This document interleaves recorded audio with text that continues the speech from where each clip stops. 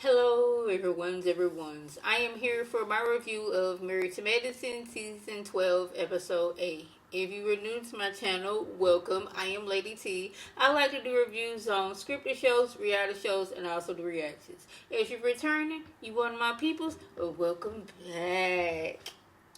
So y'all know Contessa, she is hosting this trip, and they're going to be close by the base that she went to school at. Now, I did not know that Contessa was in the Navy. I don't know why I assumed it was the Army. And I did not know that she'd be flying planes. Now, I was like, that is very cool. Like, I wouldn't be able to do that, y'all. The very first flight I took was in 2017. And that was to go to my little sister's graduation. And I was nervous as all get out. I had been scared to flights up until that point. And I tell you, when I was younger, my grandma, she was part of this organization, and they was taking us to the airport, and I was terrified that they was going to put us on the plane. But that was a child thing, and now, almost 41-year-old me, I'm like, girl, they wouldn't finna be spending money to just taking y'all on the plane. Where was y'all going to go? That didn't cross my mind then, but yeah, that was an interesting thing to find out about Contessa. Did she know how to fly planes? So they get to their location, and this is what they do that gets on my nerves. The dispensing of the rooms. Now, since Angel and Brandy are new, they got to share a room. Which, like, we are all grown women. They are all grown women. Why are they sharing rooms? Now, granted, this is a production thing because production is the one that finds the houses. Production, stop doing this because these ladies are supposed to have money, so they wouldn't be out here just sharing rooms with people. Now, me personally, the only person I want to share a room with is my husband. And maybe my mama. If like we going somewhere and we need to get a room, the only other person I would want to share a room with is my husband or my mama. Other than that, I don't really want to share a room with you. So we got Angel and Brandy. They're in a room and it's already tension because Brandy want to know what kind. Brandy, is it Brandy? No, it's Angel. See, Angel and Brandy. Y'all, I'm sorry. Angel and Brandy be mixing. I be mixing them up. I did a whole review last time, and I was mixing it up. It's Angel Love and then Brandy. I don't remember her last name.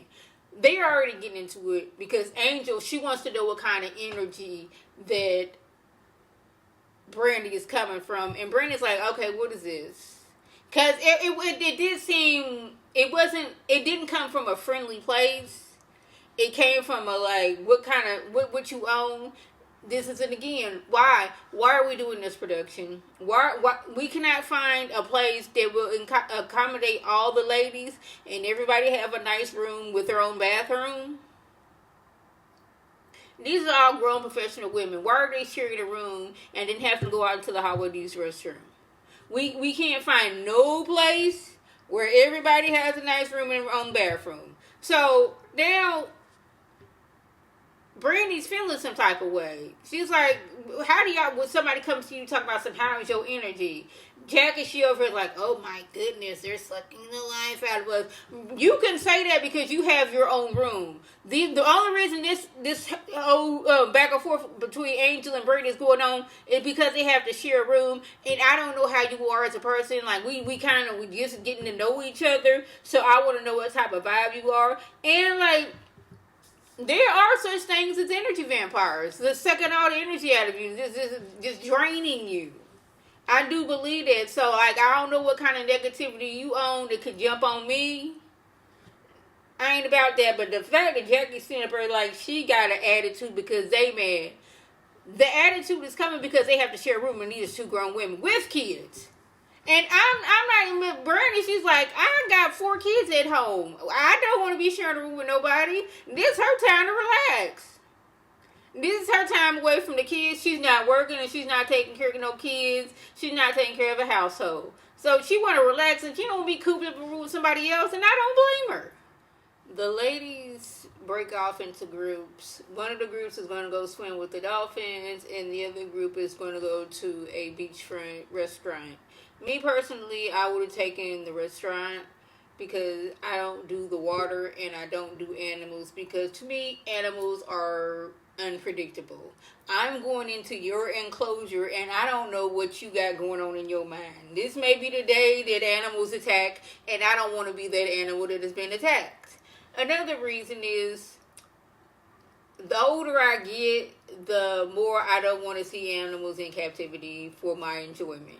I don't want to see that because these animals are taken out of their own environment and putting into environments that they're not really supposed to be in.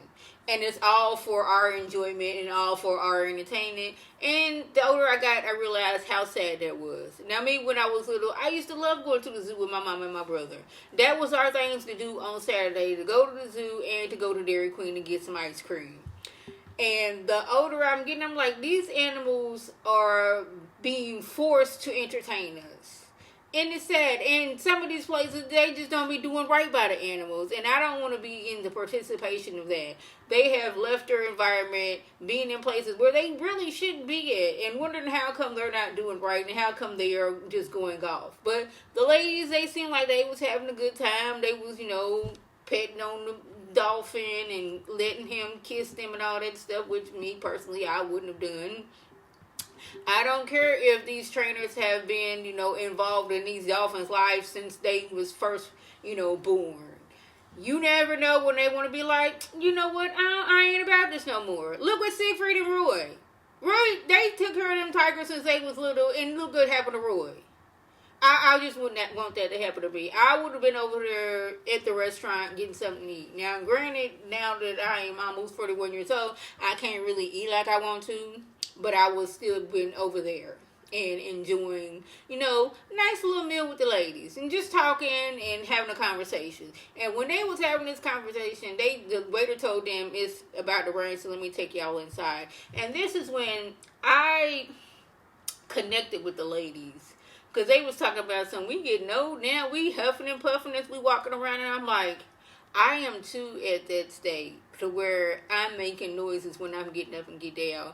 And I didn't realize that until my nephew, as shady as he is, mentioned it. He's like, dang, auntie, why you be making noises when you be standing up and sitting down? Hush your mouth, child. I don't care if you were 17 years old. Don't call me out. That's rude and disrespectful. But I was like, I've noticed that more. And as they was talking, I'm like, that is me. Now, when I get up, I gotta get up slowly. I can't just hop up no more because I would have messed around and either got a headache or my leg would have locked up. The first time that happened, it was like, what in the world is going on?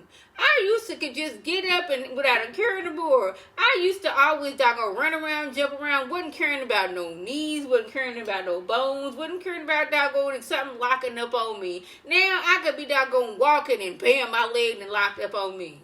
And I'm just sitting here like, yeah, I'm going through all those things. So I want to apologize to my mama and my grandma for all those times I was, laughing that y'all was making noises when y'all was getting up and sitting down. And how y'all was talking about, what other ailments y'all got going on. Because that is me now. I am so sorry that I had did that to y'all. So now we got Toya and Angel. They talking. Angel is still upset at how Toya came at her and her on again, off again, sometimes dating, but not really dating dude. Like, why would you do that? If I didn't brought this man here and I done told you about that, read between the lines of, okay, I'm dating him, but not for real, for real. She said that she wants you to hook her up with somebody, and I don't know if Toya had actually done that yet and had hooked her up, and she did date this person, and this is why Toya's mad. But the way it sounded like she hadn't got to that point yet, and she's mad because she was gonna hook Angel up with the dude, and like, you could have been messing up my spot. Now Eugene's friend is mad at me because I was trying to hook him up with you, and then he found out that you was somebody else. Was like, she's dating. You date people to see if you want to be in a relationship with them.